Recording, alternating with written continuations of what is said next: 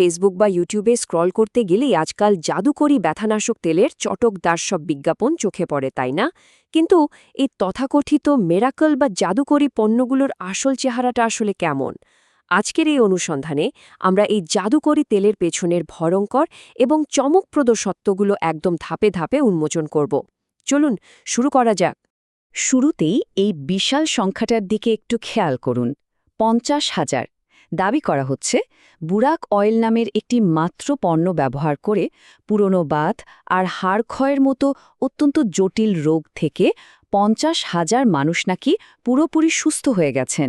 সংখ্যাটা মোটেও ছোট নয়। আর ঠিক এই অবিশ্বাস্য দাবিটাই আমাদের আজকের এই অনুসন্ধানের মূল কারণ। বিজ্ঞাপনে তাদের আত্মবিশ্বাস দেখলে যে কেউ চমকে যাবে। তারা অত্যন্ত জোর গলায় প্রচার করছে যে এটি সম্পূর্ণ পরীক্ষিত এবং কাটায় কাটায় ৪৬টি প্রাকৃতিক উপাদান দিয়ে তৈরি একটি নিশ্চিত সমাধান। খেয়াল করবেন, অত্যন্ত সুকৌশলে এই প্রাকৃতিক শব্দটির উপর জোর দেওয়া হচ্ছে, যাতে আমাদের মনে পণ্যটি সম্পর্কে একটা শতভাগ নিরাপদ আর ইতিবাচক ধারণা তৈরি হয়। আর সবচেয়ে অবাক করা বিষয় হল এর দাম। মাত্র ২২০ মিলিলিটারের এক বোতল জাদুকরি তেলের জন্য মানুষ নির্দ্বিধায় ১,০০০ টাকারও বেশি খরচ করছেন। প্রাকৃতিক উপাদান আর গ্যারেন্টিসহ নিরাময়ের এমন লোভনীয় প্রতিশ্রুতির ফাঁদে পড়ে মানুষ এই বিপুল পরিমাণ টাকা খরচ করতে দুবার ভাবছেন না। এর ফলাফল কি? চাহিদা গিয়ে ঠেকেছে এক অবিশ্বাস্য মাত্রায়। বিক্রেতারা ফেসবুক, ইউটিউব আর নিজস্ব ওয়েবসাইট ব্যবহার করে প্রতিদিন অন্তত ২ থেকে ৩০০ মানুষের কাছে খুব সফলভাবে এই তেল বিক্রি করছেন। অর্থাৎ দৈনিক বিক্রির পরিমাণ এখানে আক্ষরিক অর্থেই বিশাল একটা ব্যাপার। এখন বিক্রি আর জনপ্রিয়তার এই বিশাল পরিসংখ্যান একটা খুব গুরুত্বপূর্ণ প্রশ্নের জন্ম দেয়। অনলাইনে দেদারসি বিক্রি হওয়া এই সমাধানগুলো কি সত্যিই কোনো পরীক্ষিত প্রাকৃতিক নিরাময়, নাকি এর আড়ালে অত্যন্ত সুপরিকল্পিতভাবে একটা ভয়ঙ্কর মায়া তৈরি করা হচ্ছে? চলুন উত্তরের খোঁজে আরেকটু গভীরে যাওয়া যাক। এবার আমরা দেখব এই বুরাক অয়েলের নেপথ্যের গল্প। আসলে কোথা থেকে আসছে এই বিপুল চাহিদার তেল? অনলাইনে যে চকচকে পেশাদারিত্ব আমরা দেখি আর এদের ভেতরের যে বাস্তবতা, এই দুটোর মধ্যে আসলে আকাশ পাতাল তফাৎ। অত্যাধুনিক আর পরীক্ষিত বলে যে পণ্যটি চালানো হচ্ছে সেটা বাস্তবে তৈরি হচ্ছে জামালপুরের মেশেরচরের একটি সাধারণ বসতবাড়ির ভেতর। আর যিনি বানাচ্ছেন তিনি কোনো বিশেষজ্ঞ চিকিৎসক বা বিজ্ঞানী নন, তিনি খাজা বশির আয়ুর্বেদিক মেডিকেল কলেজের একজন সাধারণ শিক্ষার্থী মাত্র। ভাবা যায়? এই একটা তথ্যই কিন্তু পুরো চিত্রটা একদম উল্টে দেয়। তবে একটা সাধারণ বাড়ির ভেতর থেকে কাজ চালালেও এদের অপারেশনের বিস্তৃতি শুনলে রীতিমতো অবাক হতে হয়। এর মাত্রা একটা বড়সড় কারখানার চেয়ে কোনো অংশে কম নয়। শুধু তেল বানানোই নয়, দেশব্যাপী বিক্রির জন্য তারা বাড়ির ভেতরেই আস্ত একটা কল সেন্টার বসিয়ে ফেলেছেন। সেখান থেকে প্রতিদিন ২০০ থেকে ৩০০ অর্ডার নেওয়া হচ্ছে এবং কুরিয়ারের মাধ্যমে সারা দেশের মানুষের ঘরে ঘরে সরাসরি এই তেল পৌঁছে দেওয়া হচ্ছে। এত বড় একটা অপারেশন, অথচ এর আইনি বৈধতা কতটুকু? এবার আমরা এই ভুয়া অনুমোদনের ফাঁদ এবং তাদের আইনি দাবিগুলো একটু খতিয়ে দেখব। আইনি ফাঁকফোকরগুলো আসলে কোথায় সেটা বুঝতে হলে আগে আমাদের জানতে হবে আইনের চোখে ওষুধ জিনিসটা আসলে কি।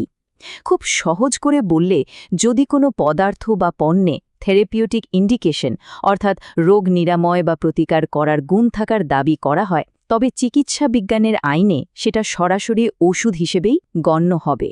শুধুমাত্র মোড়কের গায়ে হরবাল বা প্রাকৃতিক শব্দগুলো জুড়ে দিলেই কিন্তু আইনি দায়বদ্ধতা থেকে পার পাওয়া যায় না। ঔষধ প্রশাসন অধিদপ্তর বা ডিজিডিএ এর সাবেক মহাপরিচালকের বক্তব্যটা এক্ষেত্রে একদম পরিষ্কার।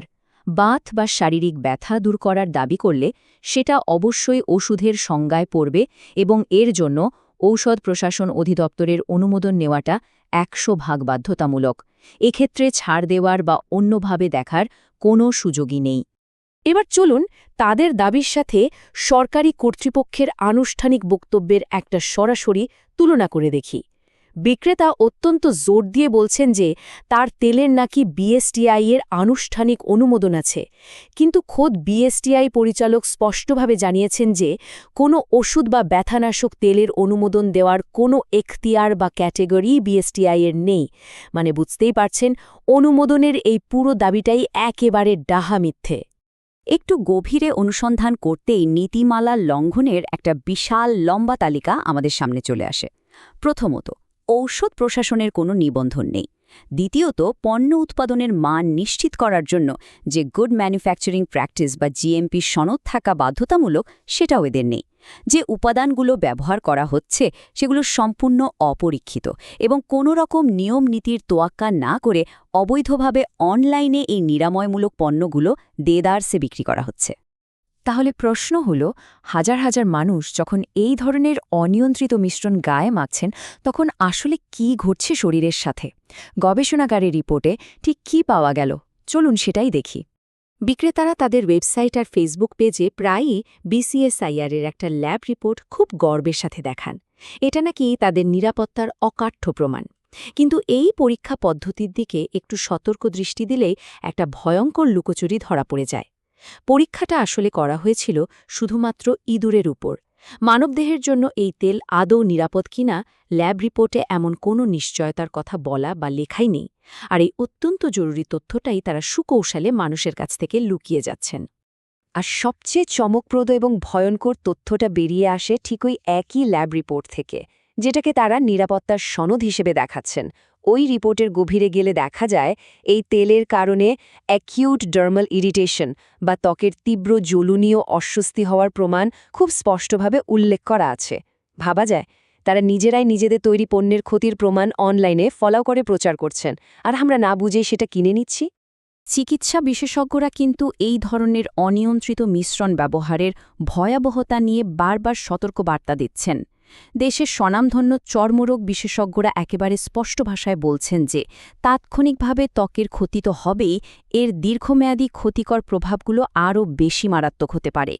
ইচ্ছেমতো লতাপাতা মিশিয়ে একটা কিছু বানিয়ে রোগমুক্তির গ্যারেন্টি দিয়ে বিক্রি করার এই ভয়ানক প্রবণতাকে চিকিৎসা বিজ্ঞান কোনোভাবেই সমর্থন করে না।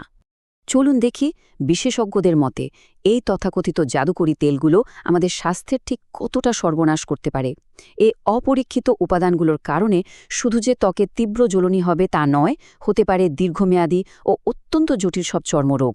এমনকি এটি শরীরে হরমোনজনিত জটিলতাও সৃষ্টি করতে পারে।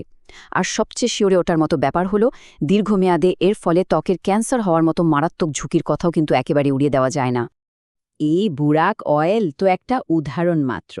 এই বিপদটা শুধু একটা পণ্যের মধ্যে সীমাবদ্ধ নেই, এটা একটা পুরো সিস্টেমের বিপদ। কিভাবে? চলুন দেখি।